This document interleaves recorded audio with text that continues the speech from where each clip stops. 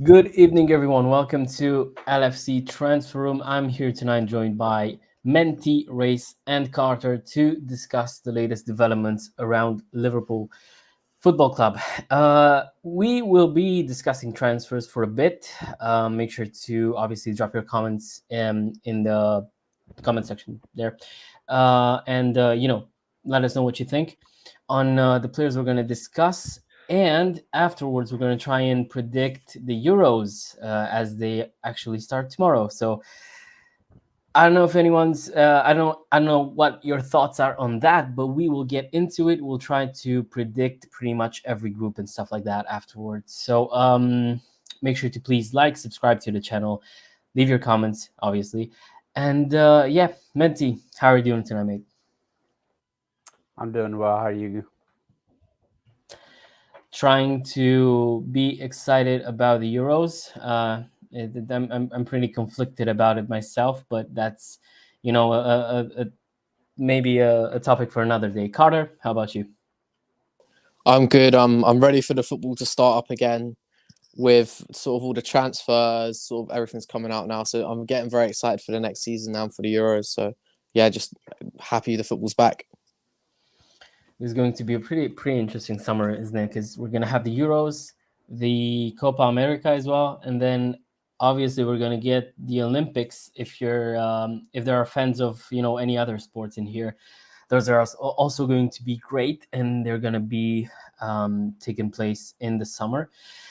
Me personally, I'm very excited to see Rafa Nadal for one last time in the Olympics in tennis, but we'll get to. No, we probably won't get to that. Actually, it's not a topic for tonight. Race, how about you, mate?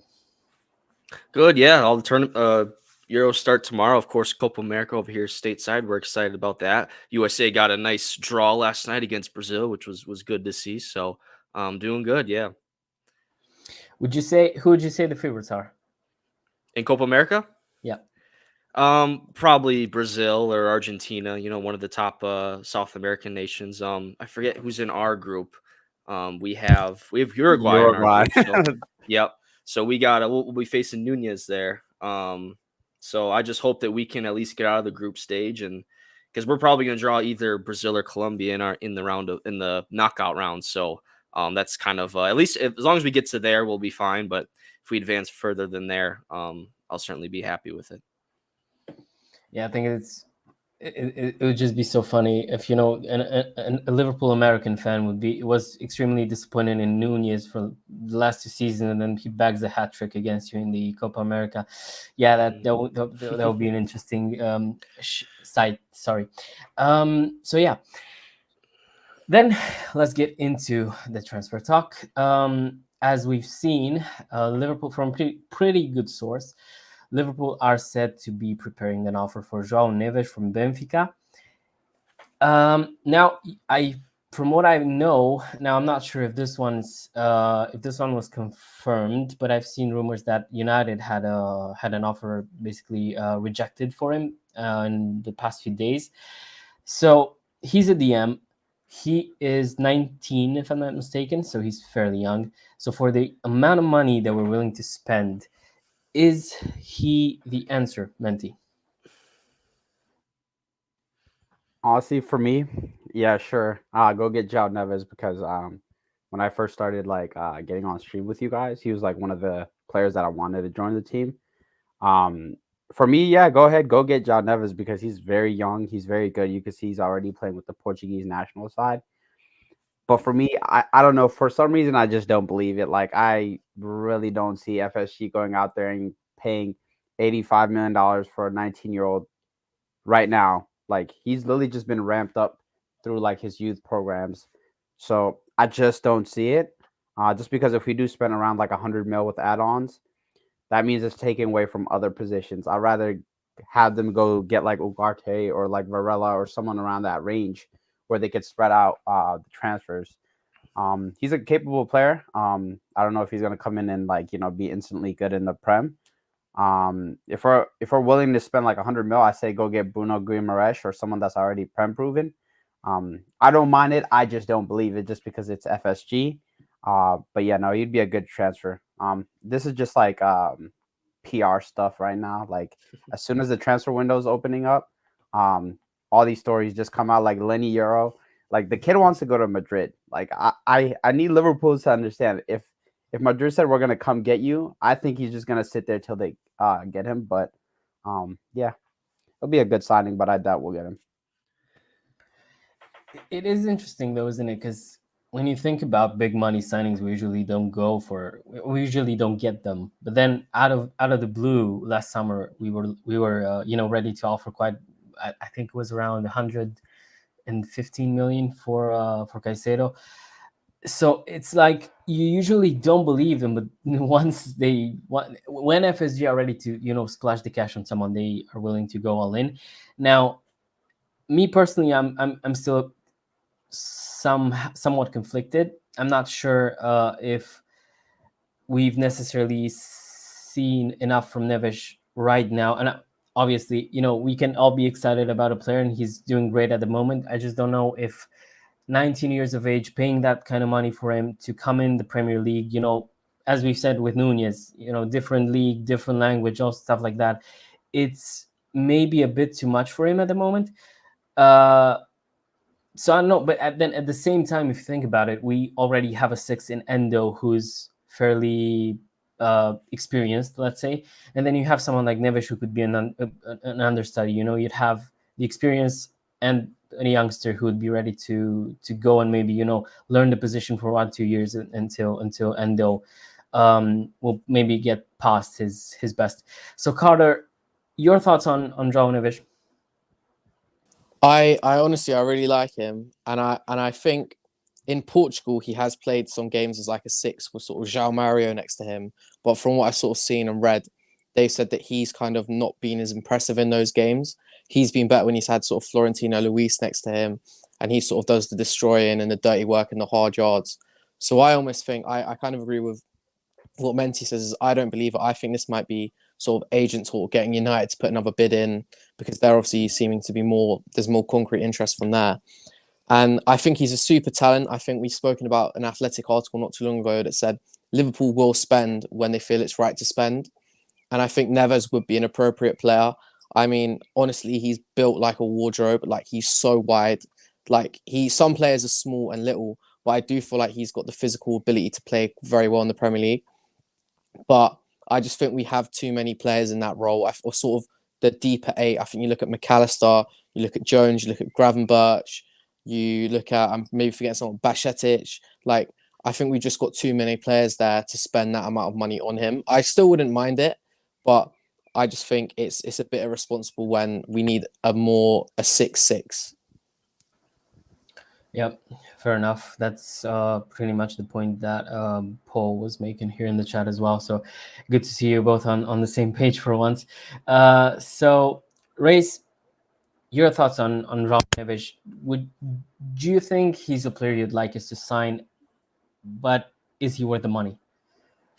Yeah, I'm kind of with Menti on this, and the price, if it's up there, I think to put that much into a player, granted, he's already played a bunch this season, but he's still 19 years old, and there's still that adjustment period, especially for a number 6 or that defensive midfielder coming to the Premier League and kind of hit the ground running, and it takes time. I mean, obviously, like you always think back to Fabinho, he took months to get adjusted, and he was already a well-established professional. So even doesn't matter what you've done in the past. I think there's certainly an adjustment period, and so it's a lot of money to spend, and we do have some other things that we want to show up. Another center back, if we need another attacker or something like that. I think you don't want to put in too much resources into one position. I don't think, especially with us, we're not for the free flowing spending here.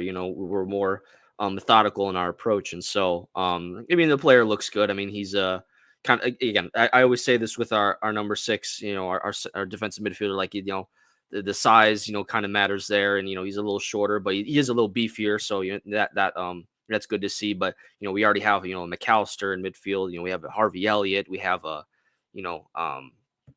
think who else. I mean, by Chadic is still filling into his body as well. So I mean, you want a little bit of a physical, a bit more physically imposing player, and so for what we need right now.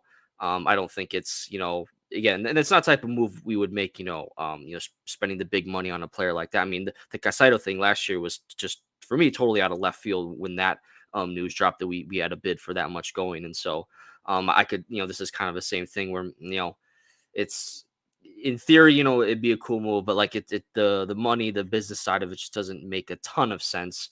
I think, we've been linked to Ederson as well from Atalanta. I think that would be a much more, smarter purchase, or, at least in terms of money wise, I think that'd be a better, option for us, and kind of fits our team maybe a little better. And these are more proven players. So you kind of, would hope there'd be a better transition there. So, yeah, I mean, these, youngsters that cost, so much money.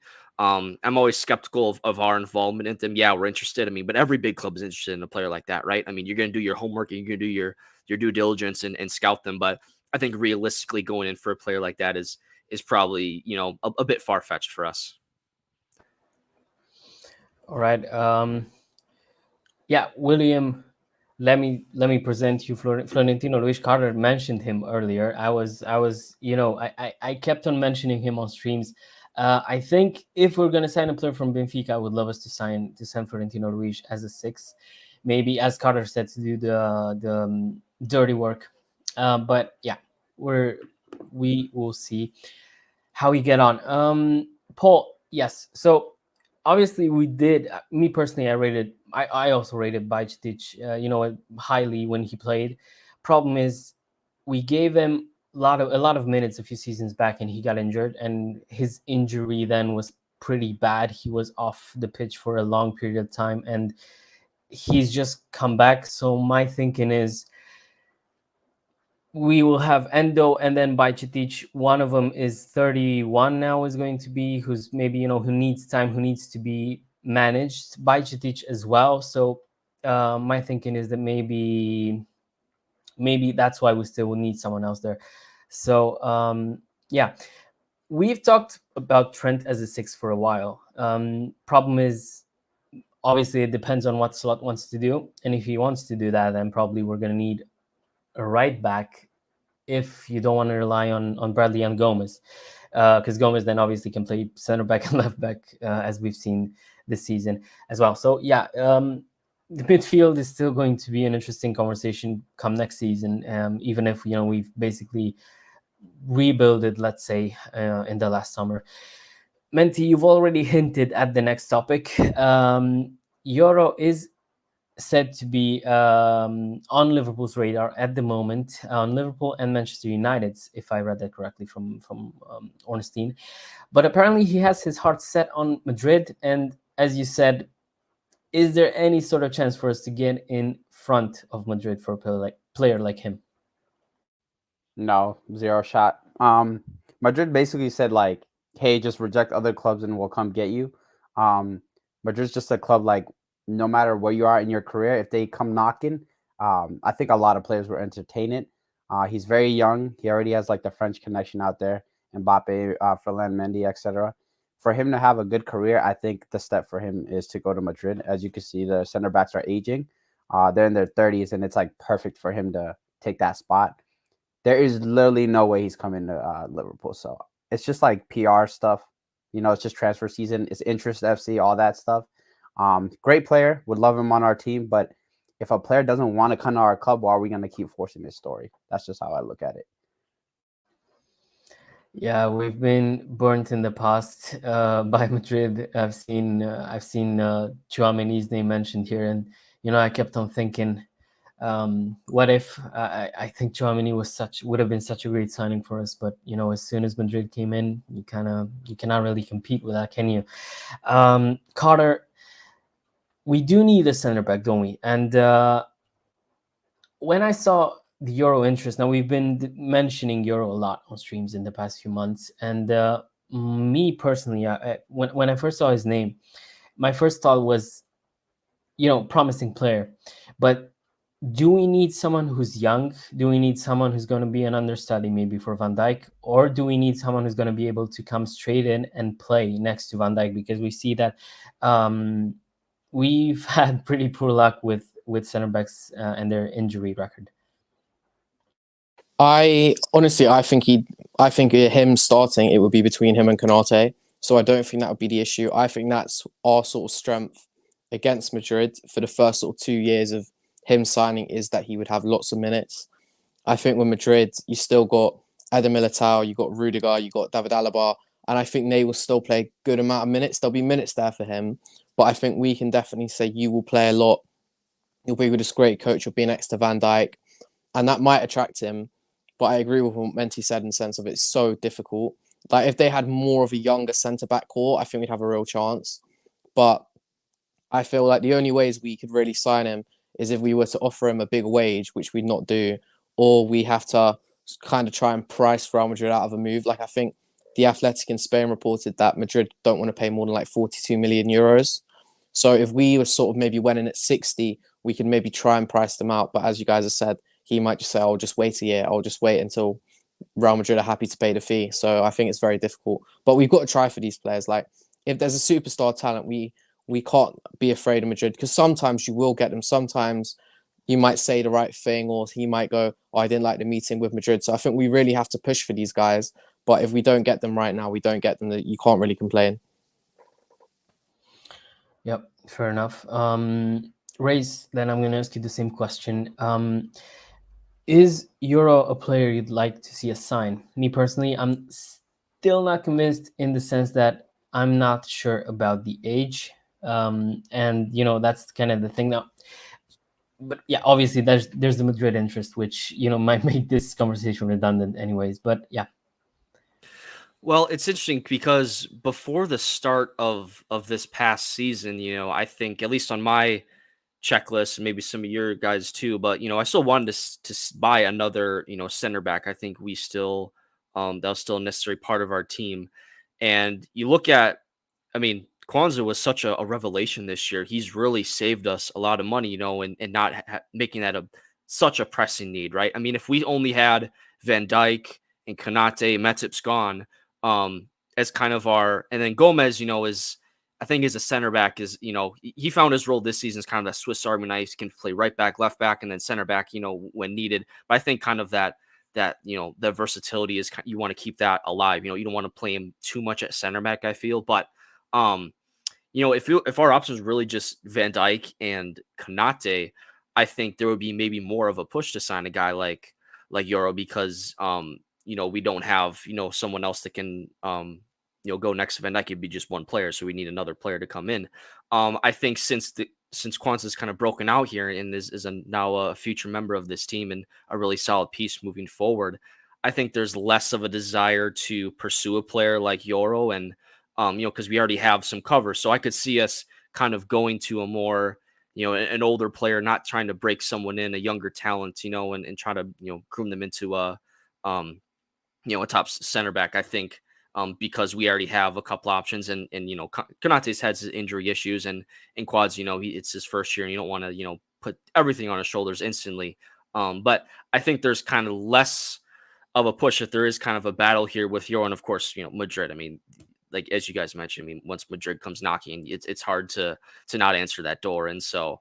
You know, there's always going to be that battle. But if it was between, like, you know, us and United or someone else, you know, pushing for him, I think, you know, it's because Kwanzaa's been such a key player for our team now, and it is broken through. I think there's less of a desire to pursue a player of you know, of yours, you know, profile, a younger player who's you know, only 18 years old and is already, you know, getting first team football in the French.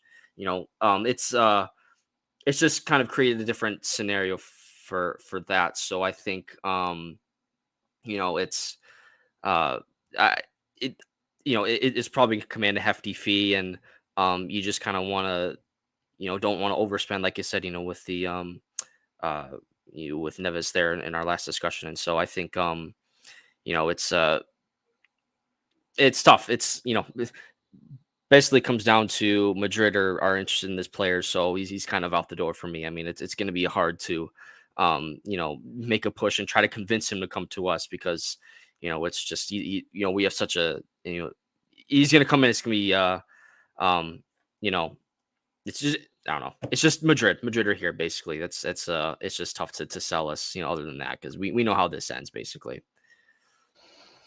And it was so, in the last few seasons, ever since that 2018 final, I just want to get a win against Madrid. Like, I don't care if it's on the pitch or someone we sign and they don't.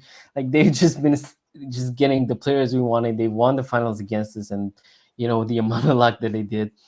But yeah, I don't know. It's kind of like that for me as well.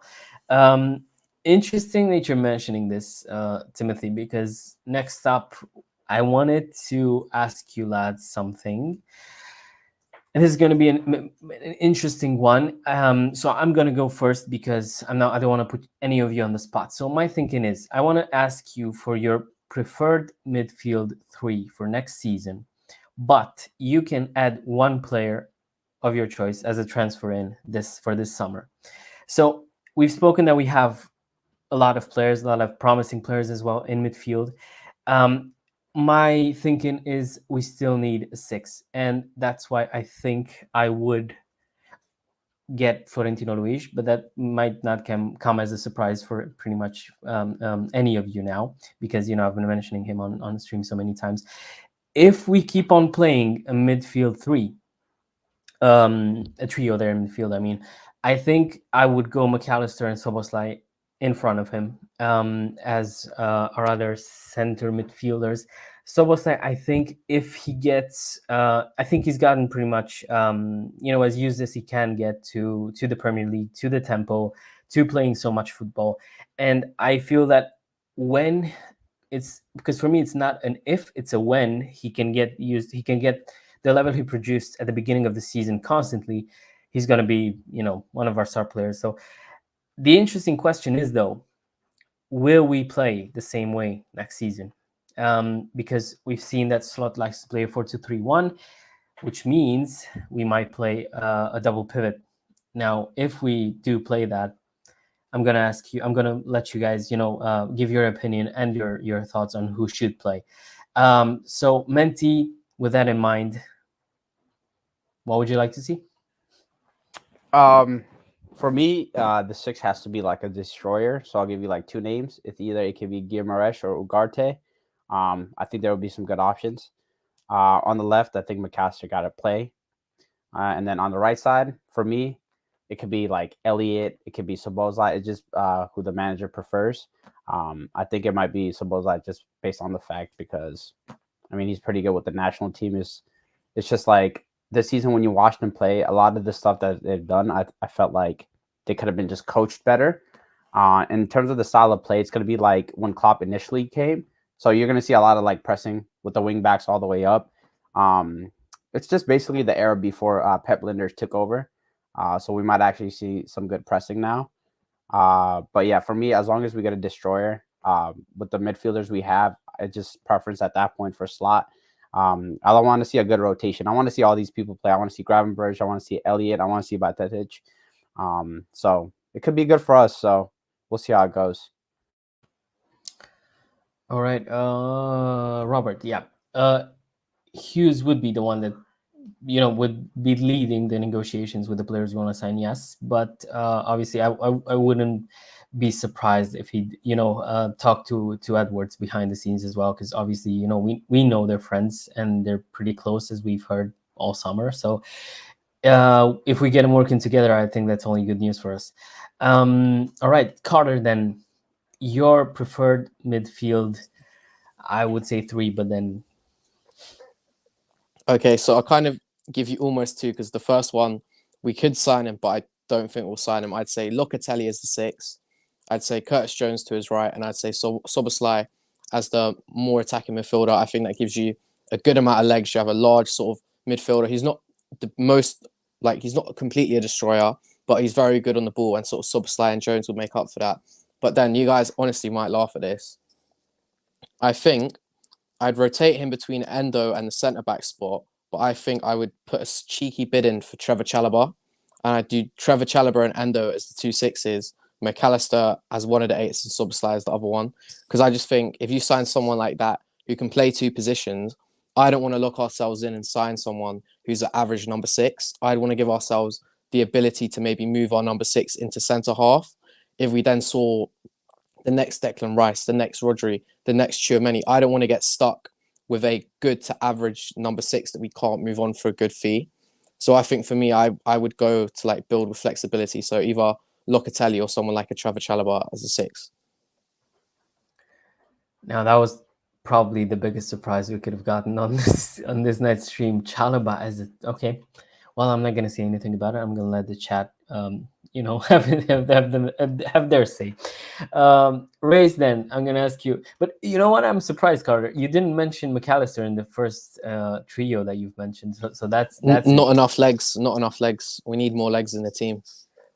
Oh, that's going to be controversial as well for someone who's been, arguably our player of the season. So, Race, your preferred midfield 3 or 4, if need be?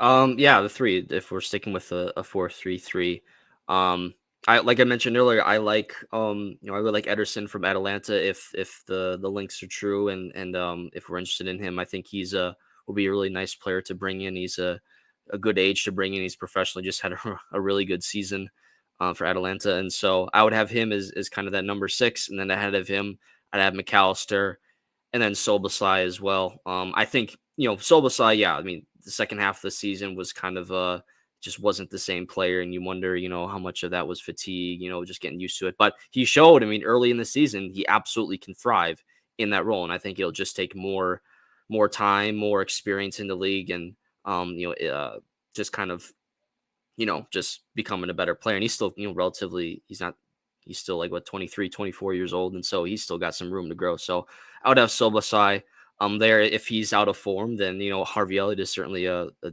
acceptable replacement there as well. I think he's just an immense talent for us, and I really like what he's shown for us. So yeah, Ederson, McAllister, and then either Szoboszlai, but I'd lean towards Szoboszlai for now. All right. Yes, Brendan.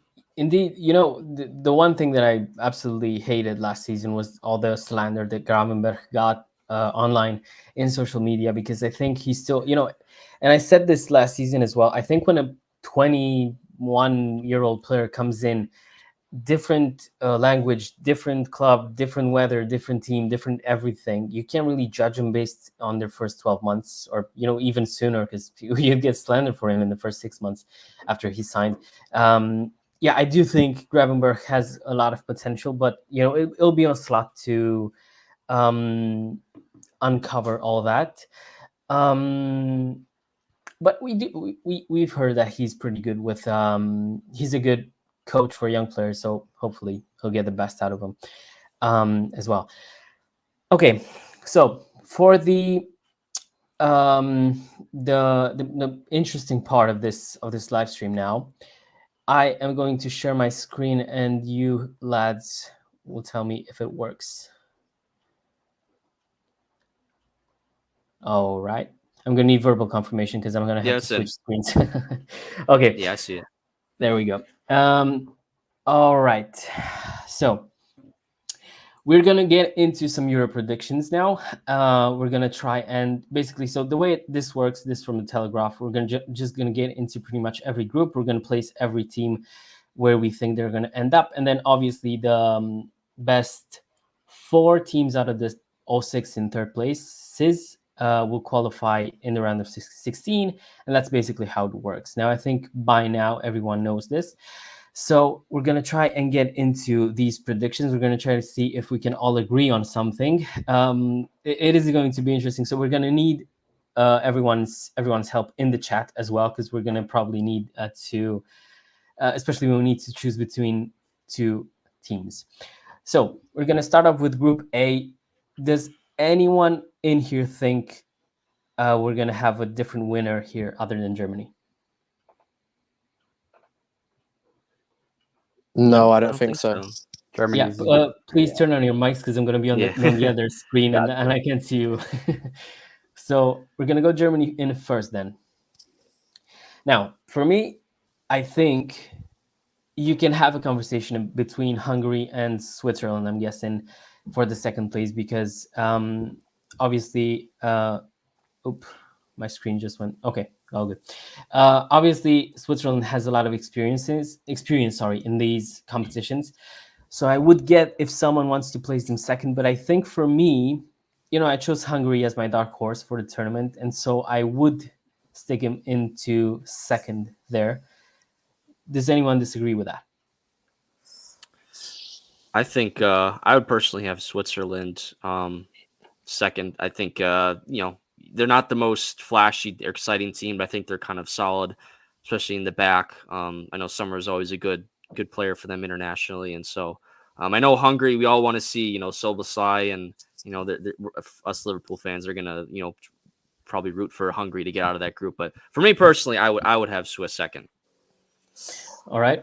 My camera just died, didn't it?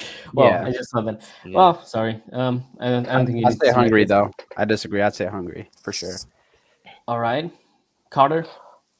You know what, I agree with what Ray said about Switzerland, but I honestly think they've performed too well the last few tournaments. I put them fourth. I think I might go Scotland second. I think Scott McTominay, Okay. the central midfielder who was born to play number 9, I feel like they might just have the sort of intensity and be good on set pieces, and they've got a big team. I think they'll be hard to beat. I think they might struggle to score goals, but I think they'll be the hardest to beat out of those other 3. So I'd go Scotland too. Oh, that's gonna be. So I have no clue how to proceed because I thought we were just gonna argue on Hungary. You need You're to be the the- you're the- tiebreaker. Yeah, you're the Yeah, deciding you. vote. Should we get some help from the chat now? I see someone Yeah, already ask the mentioning chat, ask the chat. Scotland is second. Anyone else who thinks Scotland will finish second, or who do you think will finish second? Because people are actually rooting for Scotland. Okay. Well, I was ready to place them fourth, but Crazy. okay. But hey, Well, your opinion. yeah. Well, it seems like we're outnumbered here. So there's me and Menti for Hungary, Race for Switzerland, and then lots of people in the chat and Carter on Scotland. So I'm guessing we're gonna go with with what everyone wants. Then I think we can do. I'm gonna, as we are 2-1, me and Menti on Race. We're gonna go Hungary in third, then Switzerland last. So All right. I guess it would make sense because Switzerland were so poor in the qualifiers, they managed to finish second behind Romania. I mean, who does that? So we're gonna go with Switzerland in fourth. Okay, Group B. Now this is going to be another controversial one as well. Me personally, I would go Spain first. I really like Spain, and I really think they could do well this summer in the Euros. I'm not sure what you guys think. Yeah, I like Spain a lot. It's a tough group here. You got Croatia, who's always good in recent tournaments and made them rock solid, and then Italy, of course, the reigning Euro winners, and then Albania is kind of left in the deep end. So I'd be fine with Spain winning this group. I'd be fine with Spain too, but I can see Croatia winning. They're a really good tournament team. They're my dark horse. I think I say they're my dark horse. Yeah, I might be different again, and I really like Spalletti, who's the Napoli manager, and I think him and Nagelsmann are the 2 best managers left in the tournament. So I really feel like I feel like they've really got a chance. Italy. I feel like Scamacca, Chiesa. They've got Barella. They've got a good sort of young players coming into the team. Bastoni, Donnarumma could sort of. He's not been very good recently, but he's got experience. So I think I go Italy. Okay. Well, we're gonna need some help from the chat once again. I don't know. I would go Spain first. Yeah, I think I'm gonna go Spain. I think there's 3 of us who say Spain, so Yeah. just put them first. On second, you know what? I wanted to put Croatia in second. Now I don't know what you guys think. Carter said he'd put them in first, so I would be, I wouldn't look too good placing them third in that group. But I don't mind, but I just think they've got it's quite an old team now. Like it is eventually they're going to have a bad tournament. Like Gvardiol's good. Modric is really old. Rakitic plays for a team in Qatar or Saudi Arabia. Like, I don't even know who the number 9 is anymore.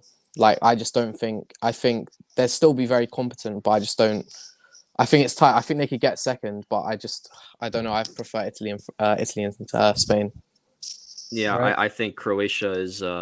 Yeah, I mean, how do they have one last run in like in their golden generation in their, their old legs? I think Spain are much better than them in Italy. I think I agree with the good manager in the tournament. So I would have Italy second personally. Menti? I have Croatia, but hey, y'all can do Italy. I'm just saying they got cooked last tournament. It is at the World Cup at least, but Croatia's always a tournament team. We always say they're old, they're this. Mm-hmm. They always win. They perform well, but I mean Italy's been nice, so y'all can do whatever. But I say Croatia. There's 2 votes for Croatia and second 2 for Italy. Chat will have to come in clutch. So we're gonna wait for opinions on who finished second there. Italy or Croatia? I don't know. I still feel like I agree with what Ray said. Like I feel like it's they have to maybe have one last dance for this generation. That's why I'm thinking everyone. I've always went against them for so long, and they've always basically proved me wrong, and that's why I would maybe think of placing them in second. But I don't know. Should we go with experience? Yeah, Jamie says Italy in second as well. Okay, Chat saying let's Italy. let's go Italy then.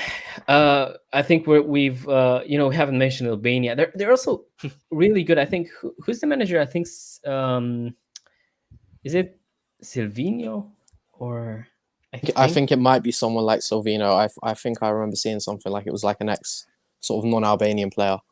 Yeah, they've been really good in the qualifiers again. So I don't know. I just feel like they can do something. Maybe they can get an odd draw out of all these games. But I'm just thinking there's 3 matches. Pretty much every game coming in 3 days after the last one. And thinking in a tournament like this one, I can't see any of those 3 teams getting beaten by Albania. So I think we should. I think there's nothing controversial about placing them in 4th place in there. So yeah, sorry for the camera by the way, but apparently I don't know what I did. It just died on me out of nowhere. So sorry. Group C. Now, does anyone think England won't finish first in here? They should England finish first.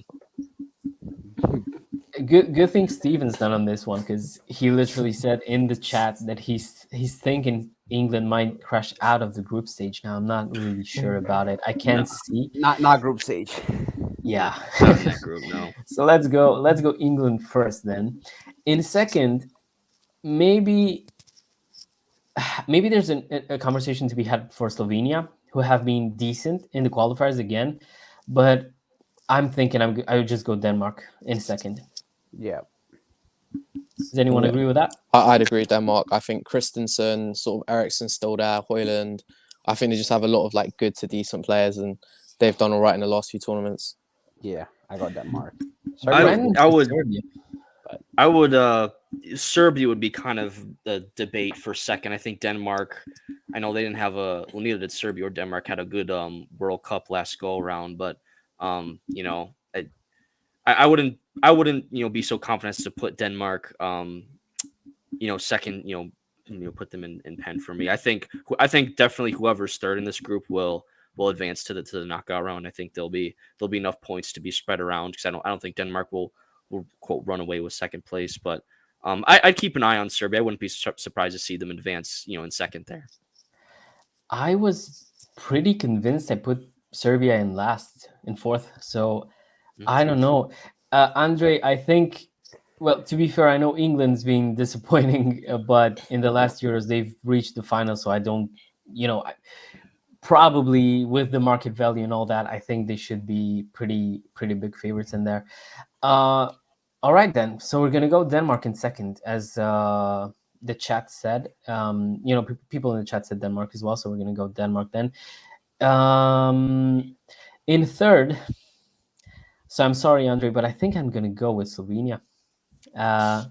I think Serbia always have good players, but when they get into a final tournament, they just don't really click for some reason. So I would go Slovenia mainly because of the enthusiasm. I think they've been. I don't really remember the last time they've been in a final tournament. So I think they could do well based on that. So I would go Slovenia in third. Sorry for any Serbian fans watching this then.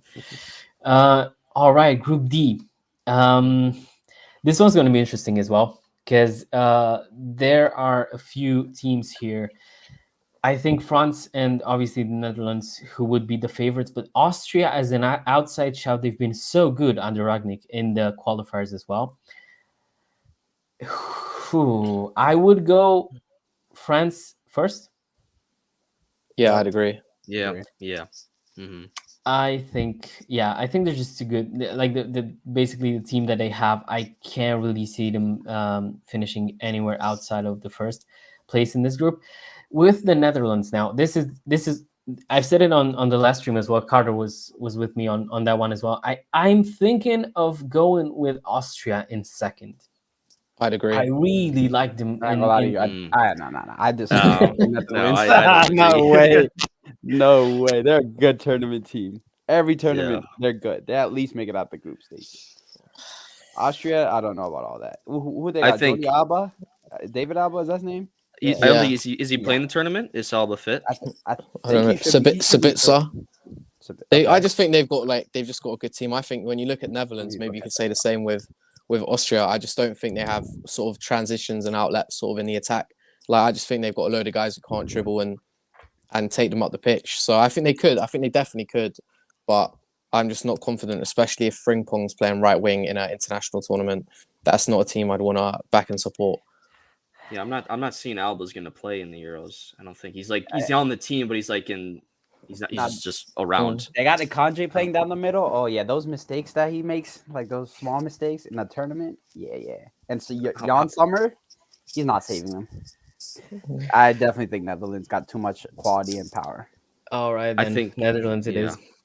I think everyone in the chat was didn't respond too well to that suggestion, so we're just gonna go Netherlands in second. It was sometimes you gotta go with the bold prediction. I feel like these all could be very template, so that's why I was thinking of maybe going with Austria. Between Austria and Poland, now Poland have been decent in the last few friendlies, but overall I think they have like 3 strikers that are out for the first game week. So I just don't see them getting anything but fourth in this one.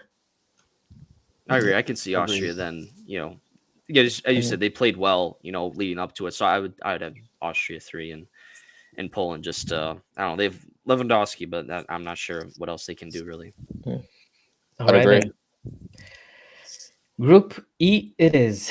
So in this one, I'm thinking no one's going to be too fussed about anyone outside of Belgium. So I'm guessing they go straight in first place. Outside of that, now my thinking is, and yes, I don't really like to say this out loud too many times, but I am from Romania. So with that in mind, I would go Ukraine in second, Slovakia in third. Does anyone think otherwise? I like Ukraine in second. Mm-hmm. You know what? I feel like I haven't seen them play, but I've just got that inkling. And Mihai, you're going to think I'm crazy for this because you've seen them play. I'm going to put Romania second. I think they've got that spirit. I think they're ready. They got the guy at Tottenham who doesn't play. I think they're ready. I think Ukraine. Yeah, Ukraine are going to name one player. Ragasin, Radu used to play for them. Haji's son. But I've got belief. I feel like they're going to be up for it. I feel like they've got that thing. I just feel like Ukraine are going to crumble.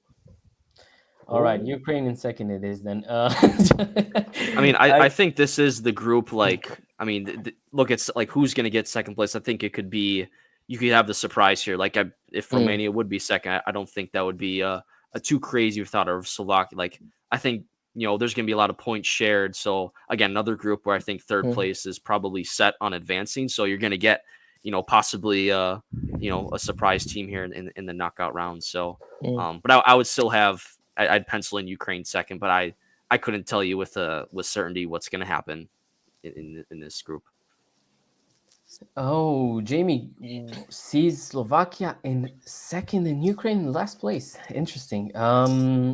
Yeah, in all seriousness now, Romania has failed to score against Bulgaria and Liechtenstein in the last two friendlies. So, we have a decent defense, but I just can't see us scoring enough goals to go through. Like, I mean, we could do like something absolutely insane and just, I don't know, get a win, because that would be pretty much insane for us anyways. But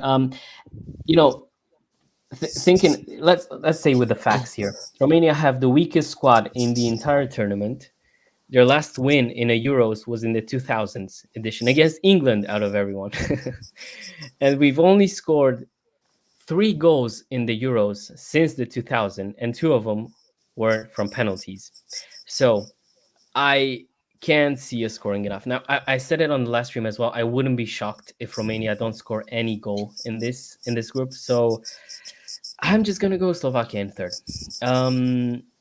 Yeah. Thank you, Robert. That was I was 2 or 3 when Hadji retired from the national team, so that's how I didn't even get to see him. So yeah. Group F. Now, this is another interesting one, but I'm thinking Portugal in first place, and I just don't see anyone outside of them getting anything out of that. Yeah, I agree. Portugal really good in the qualifiers, weren't they? So I'm thinking they could be one of the favorites now, but it is going to be interesting to see how they do in this group. In second, I could honestly go anyone out of those 3. I wouldn't be absolutely shocked if Georgia go through either, because I'm thinking, they're in the final tournament for the first time, and once again with the enthusiasm, you just never know. And a win could be enough to see him qualify, maybe not from the second place, but yeah. Turkey, I think they always have good squads when they get into Euros, but they never really do get a lot out of them. The Czech Republic, once again, I think ever since, I don't know, 2000, and they had, amazing teams in 2004, 2008. I remember them having great teams, but I just don't see them finishing necessarily doing too well. So I am conflicted. I have no clue. Menti, Race, Carter, help me out here, because yeah. Who wants to go first? Oh, I might say, I think I might go the Czech Republic in second. I like Schick. I think Georgia have got the Valencia goalkeeper and Kvaratskhelia, and Turkey I don't even like. I think they're all right. I just think, as you all saw in the last few tournaments, it hasn't been great. And I think the Czech Republic have like the 7th most like wins or points in the Euros. Like, they've done really well over time, so I think I'd back them. I think they've got a decent squad. I think a lot of the squad is playing in like good sort of level leagues, so I think I'd go Czech Republic second. I agree. I like the Czech in second. Turkey, just I feel like, I think it was at the 2016 Euros. I think they were like a really popular dark horse pick, and they didn't make it out of the groups. Like, I don't know. I'm not too big on them. And Georgia, I mean, they're the newcomers, so you could see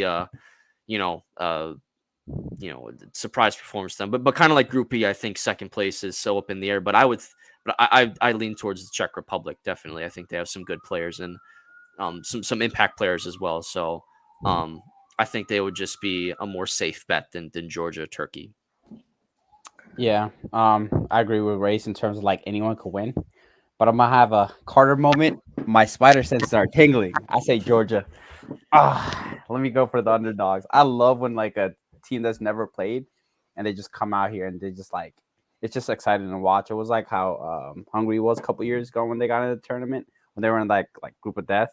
They did pretty well, but it could be the Czech, but for me, I'm just gonna say Georgia. I said this is going to be controversial yet again, because everyone in the chat says Turkey in the first 2, or sorry, Turkey. I think they've changed their legal name now recently. So, so everyone says Turkey. I would be tempted to go with the Czech Republic as well. So, do we listen to the chat? Do we listen to the guests? You know what? Go with the Yeah, chat. Mensa would go Czech as well. Yeah, let's go Czech then. All right, Czech in second, and let's go Turkey in third. Even though, as I've said, I wouldn't be shocked to see Georgia somehow getting out of this group. So, third place, we need to choose 4 countries to advance. Do we need to look at the groups once again?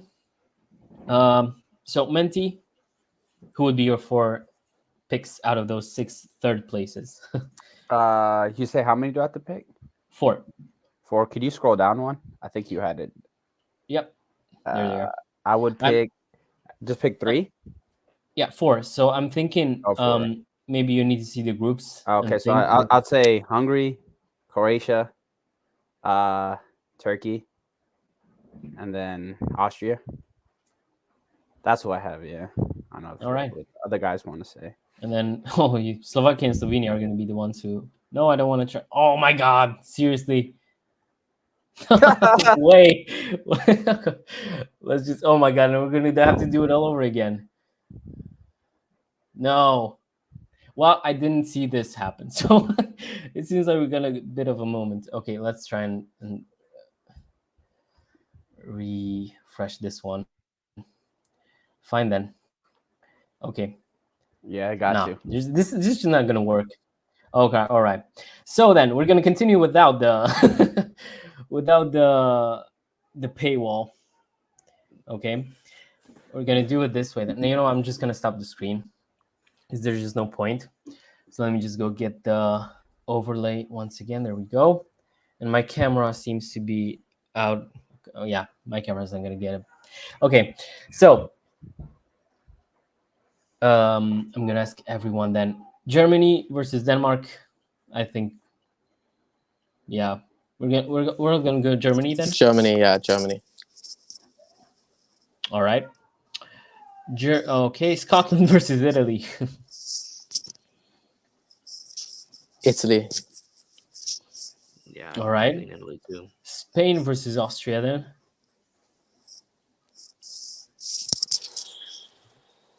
Oh. No, Carter, come on. Marko Arnautovic, man. Nah, I'm probably Spain.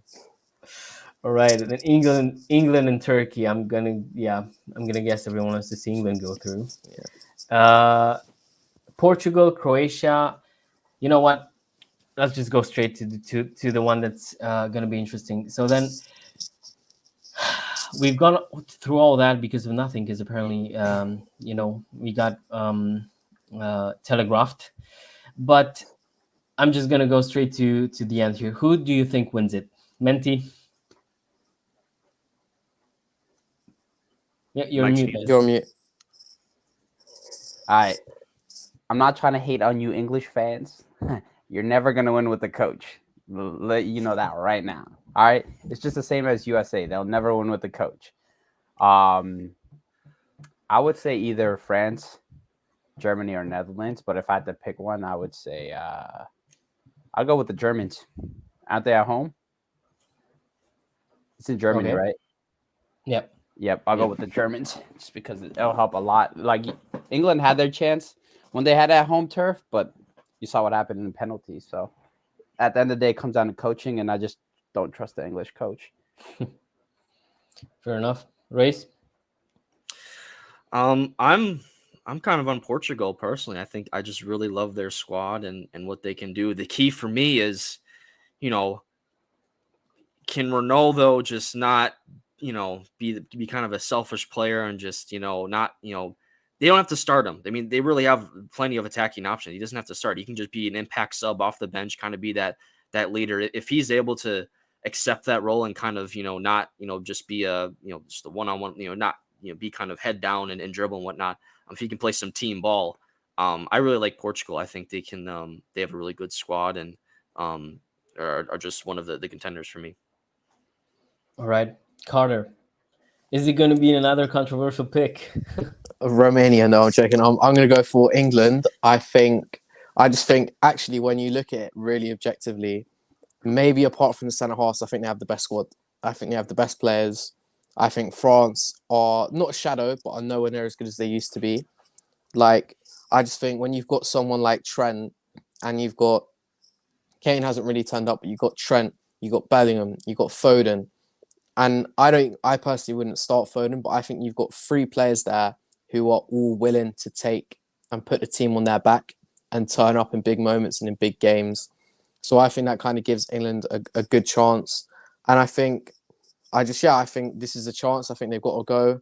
And I think they've got experience now. They've gone and they've played at tournaments before. They've lost. They know what it's like. They know maybe to keep their heads a bit more. Like after the Italy one last time, I think the players will be more used to it. And a lot of them had a lot of success in the last few years. So I think I'd back England. Yeah. Me personally, I'm between. Yeah, it is going to be a boring pick. I've seen the Netherlands being mentioned a few times. I wouldn't necessarily trust them to go all the way, me personally. Portugal have been so good in the qualifiers that I just think they're not going to win it because of that. They've been too good. Like, I just feel the country that's obvious from the start is never the one to actually win it. And I feel like Portugal have been so good in the qualifiers, they're gonna get knocked out by someone in the quarters out of nowhere. It's gonna be a surprise, and they're just not gonna get through. You know what? I'm gonna go England. I think it is finally the time for them to win it. Now, I think I would be tempted to go France mainly because they're just too good. But I feel like it has to be now. I think it's now or never for England. So if they don't win it this time, then I'm really not sure when, because they have such a great squad. And if they play Trent in sixth, in the sixth position, they're going to have a huge advantage over pretty much everyone else. So sorry once again for my camera and for the Telegraph predictor that decided to give up halfway through.